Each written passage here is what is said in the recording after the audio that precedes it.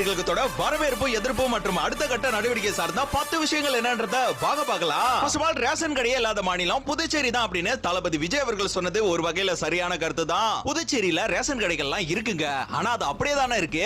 சில ரேஷன்ல அரிசி வழங்குறாங்க, சில ரேஷன்ல பணமா அக்கவுண்ட்ல போடுறாங்க. இந்த மாதிரி இருக்கப்ப அவர் சொன்ன கருத்து சரியானது தாங்க.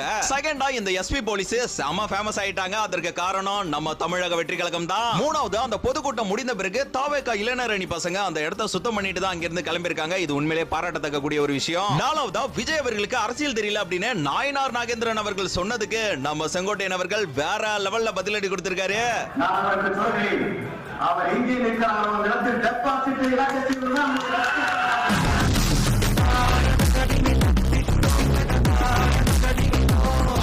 பேப்பர் பேட வைத்து பேசுறவர்லாம் அரசியல்வாதி அப்படின்னு சாட்டை கேக்குறாரு. அவர்கிட்ட எம்ஜிஆரே அப்படிதான் பேசினாருன்னு யாருன்னா சொல்லி கொஞ்சம் புரிய வைங்கப்பா. ஆறாவதா, தம்பி விஜய் பேசியதே வரவேற்கிறேன் அப்படின்னு தற்போது சொல்லியிருக்காரு சீமான் அவர்கள். ஆனா அவரோட பேச்சு நிரந்தரம் இல்லாதது அப்படின்றது எல்லாருக்குமே தெரிந்த ஒன்று தானே.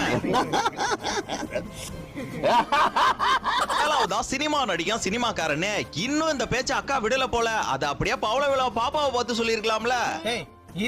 சும்மா பூனை மாதிரி வந்து அவன் கணத்தை நக்கி வச்சுட்டு போயிடுற. எட்டாவதா, தமிழகத்திலும் சரி புதுச்சேரியிலும் சரி மிகப்பெரிய கட்சி தமிழக வெற்றி கழகத்துடன் கூட்டணி வைப்பது 100% உறுதிங்க. ஒன்பதாவதா, தாவேகா தலைவர் விஜய் தலைமையில நாளைக்கு பனையூர்ல மாவட்ட செயலாளர்களோட கூட்டம் நடைபெறுது. இதுல நிறைய செயலாளர்கள் தப்பு பண்ணிட்டு இருக்காங்க. அதை திருத்தறதுக்கு தான் இந்த ஒரு கூட்டம். பத்தாவதா, தமிழக வெற்றி கழகத்தோட அடுத்த பொதுக்குழு கூட்டம் ஈரோட்ல டிசம்பர் 18ஆம் தேதி நடைபெற இருக்கு. இந்த பொதுக்கூட்டத்துல 25,000 பேர் பங்கேற்பார்கள் என செங்கோட்டையன் ஐயா அவர்களே சொல்லிட்டாரு.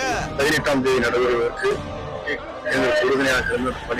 அனுமதி வழங்க வேண்டும் என்று கேட்கப்பட்டிருக்கிறது. ஈரோடு நண்பர்களே, ஆறாவர வரவேற்புக்கும் அன்பு மழை பொழிதலுக்கும் டிசம்பர் 18 ரெடியா இருங்க.